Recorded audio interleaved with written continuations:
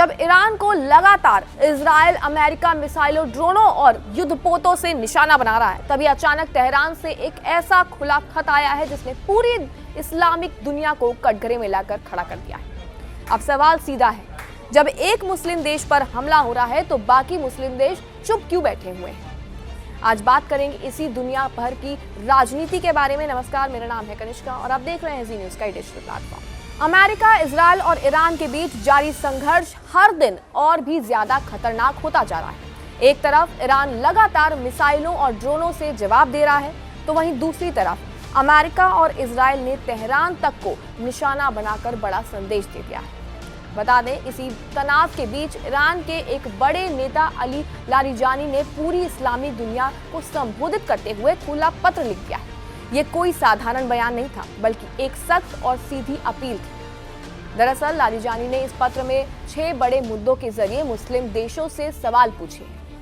बता दें सवाल कौन कौन से हैं। पहला सवाल था, उन्होंने कहा कि ईरान पर हमला उस समय हुआ जब बातचीत चल रही थी, यानी उनके मुताबिक यह हमला पीठ में छुरा घोंपने जैसा है। दूसरा सवाल, उन्होंने साफ कहा कि लगभग सभी इस्लामी देशों ने ईरान का साथ नहीं दिया, यानी सीधे शब्दों में अरब देशों की चुप्पी पर उन्होंने सवाल उठाया। तीसरा सवाल था, लारिजानी ने धार्मिक तर्क देते हुए ये कहा कि अगर एक मुस्लिम दूसरे की मदद नहीं करता तो ये कैसा इस्लाम। चौथा सवाल उनका था कि उन्होंने उन देशों को निशाने पर लिया जहां अमेरिकी सैन्य ठिकाने मौजूद हैं। उनका कहना है कि अगर उन्हीं ठिकानों से ईरान पर हमला होगा तो ईरान चुप कैसे बैठ सकता है।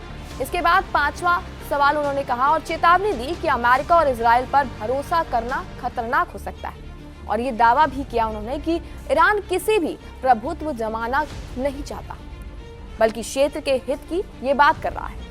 इसके बाद उन्होंने छठा सवाल ये कहा और इस्लामी एकता की अपील करते हुए कहा कि अगर मुस्लिम देश एकजुट हो जाएं तो सुरक्षा और ताकत दोनों हासिल की जा सकती है। अब यहाँ सवाल ये उठ रहा है कि आखिर ईरान को ये अपील करने की जरूरत क्यों पड़ी। तो बता दें कि असल में ईरान लंबे समय से यह आरोप लगाता रहा है कि कई अरब देश अप्रत्यक्ष रूप से अमेरिका और इजराइल का समर्थन कर रहे हैं। कुछ जगहों पर अमेरिकी सैन्य ठिकाने मौजूद हैं और ईरान का मानना है कि उन्हीं ठिकानों से उसके खिलाफ ऑपरेशन भी चलाए जा रहे हैं, और यही वजह है कि ईरान कई बार इन देशों को भी निशाना बना चुका है। इस पूरे घटनाक्रम में एक और अहम बात ये सामने आ रही है कि ईरान के सुप्रीम लीडर के बाद अब सत्ता के केंद्र में जो नाम सबसे ज्यादा चर्चा में है वो है अली लारिजानी। उन्हें ईरान की रणनीति का प्रमुख चेहरा माना जा रहा है, और यही कारण है कि वो अमेरिका और इजराइल के निशाने पर भी है। कुछ रिपोर्ट्स के मुताबिक उनके बारे में जानकारी देने पर इनाम तक की घोषणा की गई है, यानी एक तरफ युद्ध का मैदान गर्म है और दूसरी तरफ कूटनीतिक और धार्मिक मोर्चों पर लड़ाई भी तेज हो चुकी है। अब देखना ये होगा कि लारिजानी की इस अपील का असर कितना गहरा होने वाला है।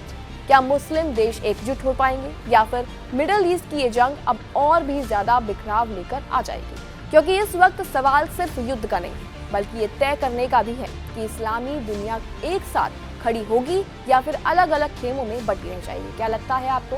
कमेंट सेक्शन में अपनी राय जरूर दें और तमाम ऐसी जानकारियों के लिए बने रहिए।